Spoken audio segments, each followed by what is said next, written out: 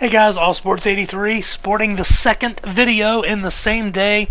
And in this video, we're going to do Week 4 previews for all 4 XFL games coming up this weekend. So we're not going to waste any time. Let's get right into our second video of the day. Before we start picking games and checking them out, I want to take a look at last week's predictions that I took on my predictions preview for week number 3, and I did go 4-0. That makes me 8-0 on the year. Now look, I didn't do picks for the week 1 of the XFL. Just honestly, I wanted to see all the teams first before I tried to make picks. It was a crapshoot for week 1. I wanted to see those teams at least once before I started making picks, and since then, I've gone undefeated. Now I know that's not going to last all season long, but I'm riding that wave as long as I can. Those first 3 games, I felt like I called those games pretty darn close. I think it was within just a few points on every one of those scores. Now that last game, the Defenders and Wildcats, I don't think anybody saw that game going the way it did, but that's pretty much how it looked last week. But let's get right into the preview of all 4 games this week. The first game for the weekend is the LA Wildcats at the New York Guardians, Saturday at 2 o'clock on ABC. This game looks like it could be close. It sounds crazy because the New York Guardians have played so poorly the last couple of weeks, and then if you look at the way the Wildcats played the Defenders last week, you might say that LA is going to roll into New York and just destroy the Guardians.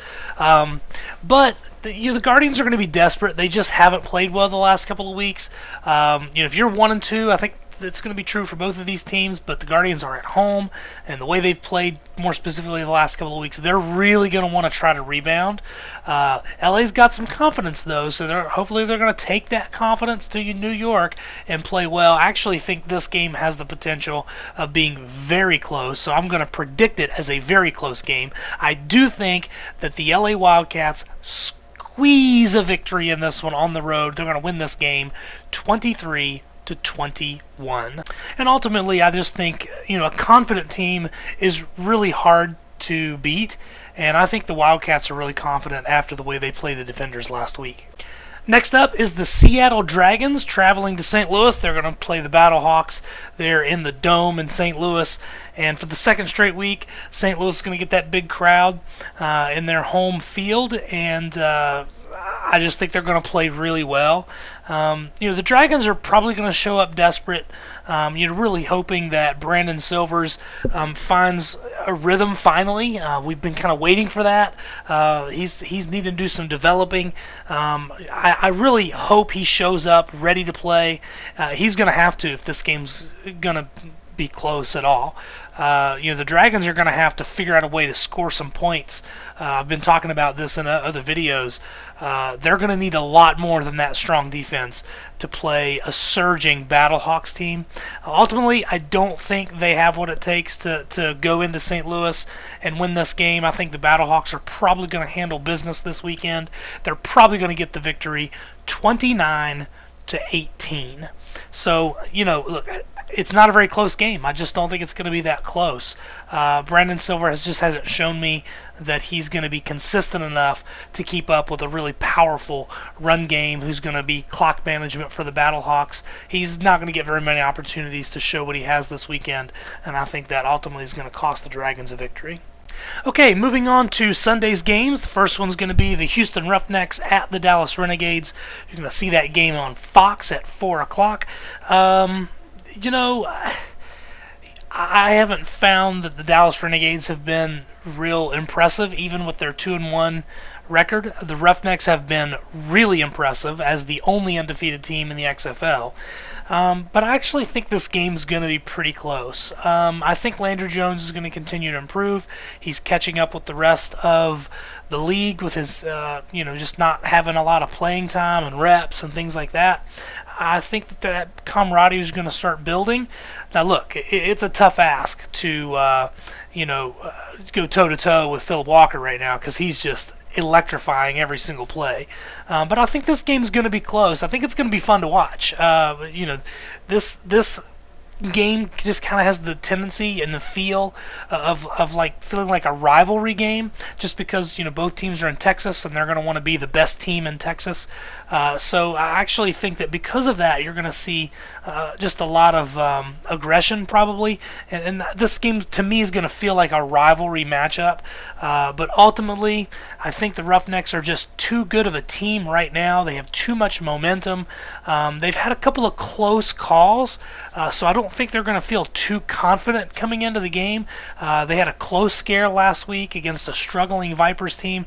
I think that's going to keep them grounded without actually losing a game, and I think they're going to come into Dallas ready to play. They're going to get this victory 34-24. I do feel that this game will be close for 3/4, but the Roughnecks are just going to pull away at the end. They're going to get that win. Moving on to the last game of the weekend now, it's going to be the DC Defenders traveling to Tampa Bay to play the Vipers. And again, on paper, you're thinking maybe the DC's gonna go in and destroy Vipers, but after what we saw last week, we're hoping that the Defenders are just not a really good home team and a really bad away team. That may or may not be the case. I don't think that's true. I think that they responded as well as you could at the end of that game, given how bad they played. They didn't seem like the world was on fire, that their season was over. They didn't hang their heads too low. There was some leadership moments from Cardell Jones saying that we're going to be fine. I think the confidence level is still high for the Defenders, and I think that that's going to bode well for them. Hopefully, Pep Hamilton is going to keep those guys grounded this week, and let them know that, hey, there's a reason why you lost this game. We can't have this kind of a performance again. They need to go in and play well against the Vipers. Now, the Vipers, on the other hand, even though they haven't won a game yet this year, they actually have improved their team last week. However, I think the wind was kind of taken out of their sails during the week about this whole situation with Quentin Flowers and wanting to leave, and I don't know if he's gone yet or whatever, but I just think that that's going to hinder any kind of confidence that they built in their really solid performance in a losing effort to the Houston Roughnecks. So I almost want to say that if had they not had that drama throughout the week, this is going to be a lot closer game, and maybe even the Vipers kind of steal a victory here. But I think it's because of what's going on off the field right now. I actually think maybe Trestman could be losing this team, and I think for that reason, I think the Defenders are going to bounce back this week and get a big victory on the road. They're going to come back, win this game 25-15. I just think the Defenders are too good of a team to lay 2 eggs in a row, and I think the Vipers just have enough problems that I just don't know that they're going to be able to maintain the level of play that they had last week against the Roughnecks. So anyway, that's going to do it for this video. Those are my predictions for week number 4. I'll let you know. I'm going to throw out a video sometime next week. We'll see how I did this week, see if I can maintain that undefeated record. But I hope you guys enjoy this video along with the power rankings video that came just before it. Let me know in the comments section what you think about these picks, and let's continue the conversation for the XFL. But until then, you guys enjoy the games this weekend, and we'll see you next week. Have a good one.